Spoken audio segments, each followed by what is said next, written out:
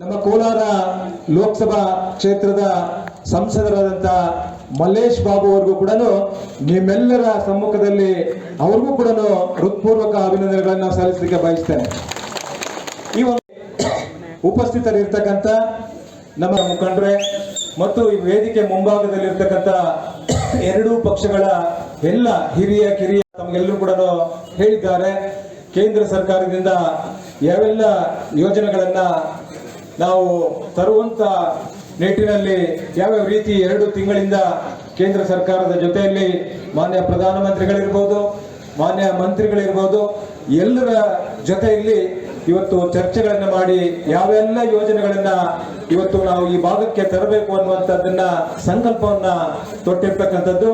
ಬಹುಶಃ ಲೋಕಸಭಾ ಚುನಾವಣೆಯಲ್ಲಿ ಮಾನ್ಯ ನೆಚ್ಚಿನ ನಮ್ಮ ಪ್ರಧಾನಮಂತ್ರಿಗಳಾದಂಥ ನರೇಂದ್ರ ಮೋದಿ ಅವರು ಚಿಕ್ಕಬಳ್ಳಾಪುರಕ್ಕೆ ಆಗಮಿಸಿದರು. ಅವತ್ತು ನಮ್ಮ ಚಿಕ್ಕಬಳ್ಳಾಪುರ ಲೋಕಸಭಾ ಕ್ಷೇತ್ರದ ಅಭ್ಯರ್ಥಿಗಳಾದಂಥ ಡಾಕ್ಟರ್ ಕೆ ಸುಧಾಕರ್ ಅವರ ಪರವಾಗಿ ಮತ್ತು ಕೋಲಾರ ಲೋಕಸಭಾ ಕ್ಷೇತ್ರದ ಮಲ್ಲೇಶ್ ಬಾಬು ಅವರ ಪರವಾಗಿ ಮತಯಾಚನೆ ಮಾಡಲಿಕ್ಕೆ ಚಿಕ್ಕಬಳ್ಳಾಪುರಕ್ಕೆ ಬಂದಿದ್ರು. ಅವರ ಜೊತೆಯಲ್ಲಿ ಆವತ್ತಿನ ಸಂದರ್ಭದಲ್ಲಿ ನಮ್ಮ ನೆಚ್ಚಿನ ರಾಷ್ಟ್ರೀಯ ಪಕ್ಷದ ಅಧ್ಯಕ್ಷರಾದಂಥ ಮಾಜಿ ಪ್ರಧಾನಮಂತ್ರಿಗಳಾದಂಥ HD ದೇವೇಗೌಡರು ಆ ಒಂದು ವೇದಿಕೆಯನ್ನು ಹಂಚಿಕೊಂಡಿದ್ರು. ಅವತ್ತು ಎಷ್ಟು ರಭಸವಾಗಿ ಅವತ್ತು ಮಾತನಾಡಿದ್ರು. 2 ಅಭ್ಯರ್ಥಿಗಳು ಗೆಲ್ಲಲೇಬೇಕು, ಜೊತೆಗೆ ಅವರು ನಮ್ಮ ನೆಚ್ಚಿನ ಪ್ರಧಾನಮಂತ್ರಿಗಳ ಮುಂದೆ ಒಂದು ವಿಚಾರವನ್ನ ಬಿಟ್ಟರು. ಏನು ಅಂತ ಹೇಳಿದ್ರೆ, ನೀರು ನಮ್ಮ ಜಿಲ್ಲೆಗಳಿಗೆ ಬರಬೇಕು ಅನ್ನುವಂಥದ್ದನ್ನ ಎಷ್ಟು ರಭಸವಾಗಿ ನಿಜವಾಗ್ಲೂ ಕೂಡ ಸುಧಾಕರ್ ಅವರು ಹೇಳ್ತಾ ಇದ್ರು. 92 ವರ್ಷದಲ್ಲಿ ಅವರು ಅಷ್ಟು ಆಕ್ರೋಶ ಇತ್ತು ಅವರಿಗೆ. ಆದ್ರೆ ಕೃಷ್ಣಾ ನದಿ ನೀರಿನ ಹಕ್ಕು ನಮ್ಗೇನಿದೆ, ಆದ್ರೆ ಇವತ್ತುವರೆಗೂ ಕೂಡ ಯಾರು ತರ್ಲಿಕ್ಕೆ ಆಗ್ಲಿಲ್ಲ. ಇವತ್ತು ನಾನು ಸಾಯುವಷ್ಟರಲ್ಲಿ, ನಾನು ಈ ಒಂದು ಇದು ಬಿಟ್ಟು ನಾನು ಹೋಗುವಷ್ಟರಲ್ಲಿ ನಿಮ್ಮ ಈ 2 ಜಿಲ್ಲೆಗಳಿಗೆ ನಾನು ಕೃಷ್ಣಾ ನದಿಯ ನೀರನ್ನ ತರಿಸ್ಕೊಡ್ತೇನೆ ಅನ್ನುವಂತ ಒಂದು ಭರವಸೆಯನ್ನ ಅವತ್ತು ವೇದಿಕೆ ಮೇಲೆ ಕೊಟ್ಟರು. ಬಹುಶಃ ಇವತ್ತು ದೇವೇಗೌಡರು ಪ್ರಧಾನಮಂತ್ರಿಗಳ ಹತ್ರ ಮಾತನಾಡಿ ಇವತ್ತು ಕೃಷ್ಣಾ ನದಿಯ ನೀರನ್ನ ನಮಗೆ ತರಿಸುವಂತ ಅದರಲ್ಲಿ ಪ್ರಮುಖವಾಗಿ ಅವರು ಮುಂದೆ ನಿಂತಿದ್ದಾರೆ. ಅವರ ಜೊತೆಯಲ್ಲಿ ನಮ್ಮ ಸಂಸದರಾದಂಥ ಸುಧಾಕರ್ ಅವರು ಮತ್ತು ನಮ್ಮ ಮತ್ತೋರ್ವ ಸಂಸದರಾದಂಥ ಮಲ್ಲೇಶ್ ಬಾಬು ಅವರು ಕೂಡ ಅವರಿಗೆ ಸಾಥ್ ಕೊಟ್ಟು ಈ ಜಿಲ್ಲೆಯ ಆ ಒಂದು ಕೃಷ್ಣಾ ನದಿಯ ನೀರನ್ನ ನಮ್ಮ ಜಿಲ್ಲೆಗಳಿಗೆ ತಂದು ಕೊಡುವಂತ ಕೆಲಸವನ್ನ ಮಾಡ್ತೇವೆ ಎನ್ನುವಂತ ಸಂಕಲ್ಪವನ್ನು ಕೂಡ ಇವತ್ತು ಅವರು ತೊಟ್ಟಿದ್ದಾರೆ. ಹಾಗಾಗಿ ಆ ನೀರು ಈ ಜಿಲ್ಲೆಗಳಿಗೆ ಬರುವಂತವರೆಗೂ ಕೂಡ ನೀವು ಅದರ ಬೆನ್ನತ್ತಬೇಕು ಅನ್ನುವಂಥದ್ದ. ಅದಕ್ಕೆ ನಮ್ಮ ಇಬ್ಬರೂ ಸಂಸದರಿಗೆ ಇವತ್ತು ನಾನು ನಿಮ್ಮೆಲ್ಲರ ಸಮಕ್ಷಮದಲ್ಲಿ ಅವರಿಗೆ ಮನವಿ ವಿನಂತಿಯನ್ನ ಮಾಡ್ತೇನೆ. ಈ ಹೊಸದಾಗಿ ಇವತ್ತು ಮಂತ್ರಿಗಳಾದ್ಮೇಲೆ ಇವರು ಎಲ್ಲಾದ್ರೂ ಒಂದು ಸೆನಕೆ ಒಂದು ಬಾಂಡ್ಲಿ ಇವತ್ತು ಎಲ್ಲೂ ಕೂಡ ಗುಂಡಿಗಳು ಮುಚ್ಚುವಂತ ಕೆಲಸ ಮಾಡಿಲ್ಲ, ಹೊಸ ಯೋಜನೆಗಳು ತಂದಿಲ್ಲ, ಇವತ್ತು ಯಾವುದೇ ಯೋಜನೆಗಳು ತಂದಿಲ್ಲ. ಇವತ್ತು 15 ತಿಂಗಳಿಂದ ಸುಮ್ಮನೆ ಮಂತ್ರಿಗಳಾಗಿ ಸುಮ್ಮನೆ ಬೇಕಾಬಿಟ್ಟಿ ಹೇಳಿಕೆಗಳನ್ನ ಕೊಟ್ಕೊಂಡು ಇವತ್ತು ಹೋಗ್ತಾ ಇದ್ದಾರೆ. ನಾನು ಕಳೆದ 4-6 ಸಭೆಗಳಲ್ಲಿ ನಾನು ನೋಡಿದ್ದೆ. ಇವರು 4-6 ಸಭೆಗಳಲ್ಲಿ ಏನ್ ಹೇಳ್ತಾ ಇದ್ರು ಅಂತ ಹೇಳಿದ್ರೆ, ಇಂದಿನ ಪ್ರತಿನಿಧಿಗಳಿಗೆ ಅರಿವಿಲ್ಲ, ಇವರು ನೋಡ್ಕೊಂಡ್ಲಿಲ್ಲ, ಎಲ್ಲ ನಮ್ಮ ತಾಲೂಕೆಲ್ಲ ಡೀಮ್ಡ್ ಫಾರೆಸ್ಟ್ ಮಾಡಿಬಿಟ್ಟಿದ್ದಾರೆ, ನಾನ್ ಮಾಡ್ಬಿಟ್ಟಿದ್ದೀನಿ ಅಂತ ಅವ್ರು ಹೇಳ್ತಾ ಇದ್ರು. ನಾನು ಅಧಿಕಾರಕ್ಕೆ ಬಂದಾಗ, ಯಾಕಂದ್ರೆ 10 ವರ್ಷ ಸೋತಿದ್ರಲ್ಲ, 10 ವರ್ಷ ಸೋತಾಗ ಅವ್ರು ಏನೇನಿತ್ತು ಒಳಗಡೆ ಬಂದ್ಬಿಡ್ಲಿ ಅಂತ ಹೇಳಿ ನಾನು ಸುಮ್ಮನೆ ಇದ್ದೆ. ಕಳೆದ 3-4 ದಿನಗಳ ಹಿಂದೆ ವೈಸ್ಕೂರಲ್ಲಿ ಕೂಡ ಮತ್ತೆ ಅದನ್ನ ಮುಂದುವರೆದು ಮಾತನಾಡಿದ್ದಾರೆ. ನಾನು ಮಿಸ್ಟರ್ ಸುಧಾಕರ್ ನಿಮಗೆ ಕೇಳಲಿಕ್ಕೆ ಬಯಸ್ತೇನೆ, ನೀವು ಕ್ಷೇತ್ರದ ಜನರಿಗೆ ಸುಳ್ಳು ಹೇಳಿ ಮತ್ತೊಮ್ಮೆ ಶಾಸಕರಾಗಬೇಕು ಅಂತ ನಿಮಗೇನಾದ್ರೂ ಇದ್ರೆ ಅದು ಖಂಡಿತ ಅದು ನಿಮ್ಮ ಭ್ರಮೆ ಅನ್ನುವಂಥದ್ದನ್ನ ಹೇಳ್ತೇನೆ. ಇವತ್ತು ನಾನು ಕಳೆದ 10 ವರ್ಷಗಳಲ್ಲಿ ನಾನು ಎಚ್ಚೆತ್ತುಕೊಳ್ಳಲಿಲ್ಲ, ನಾನು ನೋಡ್ಕೊಳ್ಳಲಿಲ್ಲ, ಡೀಮ್ಡ್ ಫಾರೆಸ್ಟ್ ಆಗ್ಬಿಟ್ಟಿದೆ ಅಂತ ಹೇಳ್ತಾರೆ. ನಾನು ಈ ಸುಧಾಕರ್ಗೆ ಹೇಳ್ತೇನೆ, ಈ ಸುಧಾಕರ್ ಹೇಳುವಂತ ಸುಳ್ಳೇ ಅವ್ರ ಮನೆ ದೇವರು ಅಂತ ನಾನು ಅನ್ಕೊಂಡಿದ್ದೇನೆ. ಜೊತೆಗೆ ನಾವು ಈ ಕಾರ್ಯಕ್ರಮ ಬಹಳ ಇನ್ನೂ ಯಶಸ್ಸಾಗಿ ನಾವು ಮಾಡಬೇಕು ಅಂತಿದ್ವಿ. ಆದ್ರೆ ನಮ್ಮಲ್ಲಿ ಸ್ವಲ್ಪ ಗೊಂದಲ ಉಂಟಾಗಿ ನಾವು ಈ 3ನೇ ತಾರೀಕು ಈ ಅಭಿನಂದನಾ ಸಮಾರಂಭವನ್ನು ಮಾಡಬೇಕು ಅಂತ ಮತ್ತು ನಮ್ಮ ರಾಜ್ಯದಲ್ಲಿ ಎರಡೂ ಪಕ್ಷದ ಒಂದು ಮೈತ್ರಿಯಿಂದ ಕೂಡ ಕೆಂಗೇರಿಯಿಂದ ಮೈಸೂರುವರೆಗೂ ಕೂಡ ಇವತ್ತು ಪಾದಯಾತ್ರೆ ಮಾಡಬೇಕು ಅಂತ. ಪಾದಯಾತ್ರೆ ಯಾಕೆ ಮಾಡಬೇಕು ಅನ್ನುವಂಥ ವಿಚಾರ.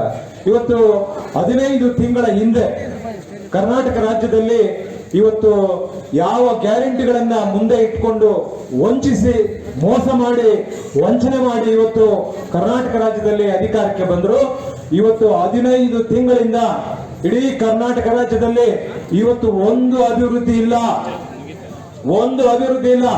ಇವತ್ತು ಉದಾಹರಣೆಗೆ ನಮ್ಮ ಚಿಕ್ಕಬಳ್ಳಾಪುರ ತಗೊಳ್ಳಿ.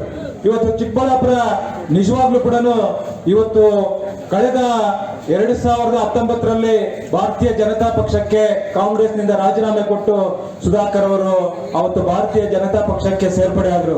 ಬಹುಶಃ ಇವತ್ತು ಜಿಲ್ಲೆಯ ಜನ ಇವತ್ತು ನೆನಪಿಸ್ಕೊಳ್ಬೇಕು, ಅವರು ಭಾರತೀಯ ಜನತಾ ಪಕ್ಷಕ್ಕೆ ಹೋದ ಮೇಲೆ ನಮ್ಮ ಚಿಕ್ಕಬಳ್ಳಾಪುರ ಜಿಲ್ಲೆಗೆ ಒಂದು ಮೆಡಿಕಲ್ ಕಾಲೇಜ್ ಬಂತು. ಮೆಡಿಕಲ್ ಕಾಲೇಜ್ ಬಂದಿದೆ ಅಂತ ಹೇಳಿದ್ರೆ ಇವತ್ತು ಡಾಕ್ಟರ್ ಕೆ ಸುಧಾಕರ್ ಅವರಿಂದ ಒಂದು ಮೆಡಿಕಲ್ ಕಾಲೇಜ್ ಬಂದಿದೆ. ಬಹುಶಃ ಇವತ್ತು 15 ತಿಂಗಳು ಹಿಂದೆ ಏನು ಈ ಸರ್ಕಾರ ಬಂತು, ಇವತ್ತು ನಮ್ಮ ಈ ಬೃಹಸ್ಪತಿ ಮಂತ್ರಿಗಳಿದ್ದಾರಲ್ಲ, ಒಂದು ಬಾಂಡ್ಲಿ ಒಂದು ಸೆನಕೆ ಎಲ್ಲೂ ಮಣ್ಣಾಕಿಲ್ಲ ಇಡೀ ಕ್ಷೇತ್ರದಲ್ಲಿ, ನಮ್ಮ ಚಿಂತಾಮಣಿ ವಿಧಾನಸಭಾ ಕ್ಷೇತ್ರದಲ್ಲಿ. ಬಹುಶಃ ಇಡೀ ಜಿಲ್ಲೆಯಲ್ಲಿ ನಾವು ಹಿಂದೆ ಯಾರು ಶಾಸಕರಾಗಿದ್ವಿ ಅವರು ತಂದಿರ್ತಕ್ಕಂಥ ಗ್ರಾಂಟ್ಗಳು ಯೋಜನೆಗಳೇನಿದಾವೆ ಅದನ್ನೇ ಇವತ್ತುವರೆಗೂ ಕೂಡ ಮಾಡ್ತಾ ಇದ್ದಾರೆ ಅಂತ ಹೇಳಿದ್ರೆ, ರಾಜಕಾರಣದಲ್ಲಿ ಉಳ್ಕೊಳ್ಳೋದಕ್ಕೆ ಸುಳ್ಳು ಹೇಳ್ಬೇಕು, ಸ್ವಲ್ಪ ಇತಿಮಿತಿ ಇರಬೇಕು. ಇದು 96-97ರಲ್ಲಿ ನೋಟಿಫಿಕೇಶನ್ ಆಗಿರ್ತಕ್ಕಂಥದ್ದು. 96-97ರಲ್ಲಿ ಅವತ್ತು ನಾನಿರ್ಲಿಲ್ಲ. ಅವತ್ತು ನಮ್ಮ ದಿವಂಗತ KM ಕೃಷ್ಣಾರೆಡ್ಡಿ ಅವರಿದ್ರು.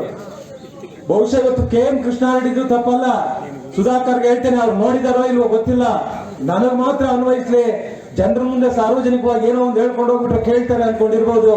ಬಹುಶಃ ಸುಧಾಕರ್ ಅವ್ರು ಗೊತ್ತಿಲ್ಲ ಅಂದ್ರೆ ತಿಳ್ಕೊಳ್ಳಿ, ಮಂತ್ರಿಗಳಾಗಿ ಅವ್ರು ಗೊತ್ತಿಲ್ಲ ಅಂದ್ರೆ ತಿಳ್ಕೊಳ್ಳಿ, ಇಡೀ ಕರ್ನಾಟಕ ರಾಜ್ಯದ 224 ಕ್ಷೇತ್ರಗಳಲ್ಲಿ ಈ ಡಿನೋಟಿಫಿಕೇಶನ್ ಆಗಿ ಕೇಂದ್ರ ಸುಪ್ರೀಂ ಕೋರ್ಟ್ ನಿಂದ ಆದೇಶ ಆಗಿ ಕರ್ನಾಟಕ ರಾಜ್ಯದಿಂದ ಒಂದು ಸಮಿತಿಯನ್ನ ರಚನೆಯನ್ನ ಮಾಡಿ 96-97ರಲ್ಲಿ ಒಂದು ಆದೇಶ ಆಗುತ್ತೆ, 99ರಲ್ಲಿ ಒಂದು ಆದೇಶ ಆಗುತ್ತೆ, 2011ರಲ್ಲಿ ಒಂದು ಆದೇಶ ಆಗುತ್ತೆ, 2014ರಲ್ಲಿ ಒಂದು ಆದೇಶ ಆಗುತ್ತೆ, 2022ರಲ್ಲಿ ಅಂತಿಮವಾಗಿ ಇದಾಗುತ್ತೆ. ನಾನು ಕೇಳ್ತೇನೆ ಇವರಿಗೆ, ಸುಧಾಕರ್ ಅವರಿಗೆ ಕೇಳ್ತೇನೆ, 1999ರಲ್ಲಿ ಕರ್ನಾಟಕ ವಿಧಾನಸಭಾ ಚುನಾವಣೆ ನಡೆಯಿತು. ಅವತ್ತು ನಿಮ್ಮ ತಂದೆಯವರು ಈ ರಾಜ್ಯದಲ್ಲಿ SM ಕೃಷ್ಣ ಅವರ ಸರ್ಕಾರದಲ್ಲಿ ಶಾಸಕರಾಗಿದ್ರು, ಮಂತ್ರಿಗಳು ಆಗಿದ್ರು ಅನ್ಸುತ್ತೆ, ಶಾಸಕರಾಗಿದ್ರು. 2004ರಲ್ಲಿ ಕರ್ನಾಟಕ ವಿಧಾನಸಭೆ ಚುನಾವಣೆ ನಡೆಯಿತು. 13ರವರೆಗೂ ನೀವಿದ್ವಿ. 15 ವರ್ಷಗಳು ನೀವೇನು ಏನ್ ಮಾಡ್ತಾ ಇದ್ರಿ? ಮಣ್ಣು ತಿಂತಾ ಇದ್ರಾ ನೀವು?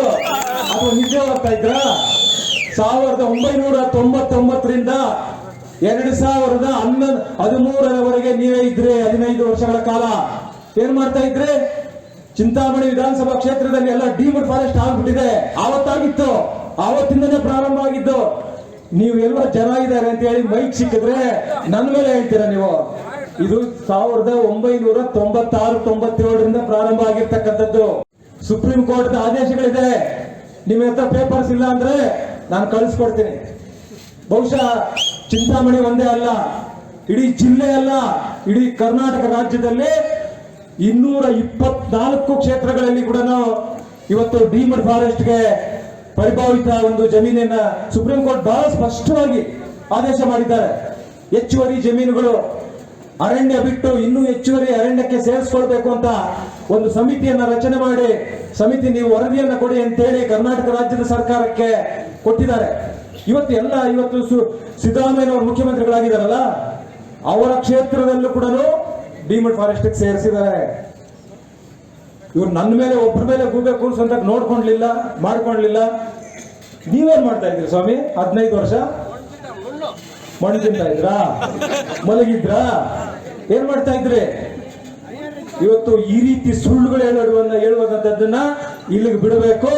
ನೀವು ಇನ್ನೆಷ್ಟು ದಿವಸ ಮಂತ್ರಿಗಳಾಗಿರ್ತೀರೋ ಅಷ್ಟು ದಿವಸ ಕೂಡ ನಮ್ಮ ಕ್ಷೇತ್ರಕ್ಕೆ, ನಮ್ಮ ಜಿಲ್ಲೆಗೆ, ಕರ್ನಾಟಕ ರಾಜ್ಯಕ್ಕೆ ನಿಮ್ಮಿಂದ ಏನಾದರೂ ಒಂದಷ್ಟು ಒಳ್ಳೆ ಕೆಲಸಗಳನ್ನ ಆಗುವಂತದೆ. ಯಾಕಂದ್ರೆ ಒಂದ್ಸಾರಿ ಸಚಿವರು ಅಂತ ಹೇಳಿದ್ಮೇಲೆ ನಿಮ್ಮ ಬಗ್ಗೆ ಬಹಳ ನಿರೀಕ್ಷೆ ಇರುತ್ತೆ ಜನರಿಗೆ, ಏನೋ ಒಳ್ಳೇದು ಮಾಡ್ತಾರೆ ಅಂತ ಹೇಳಿ.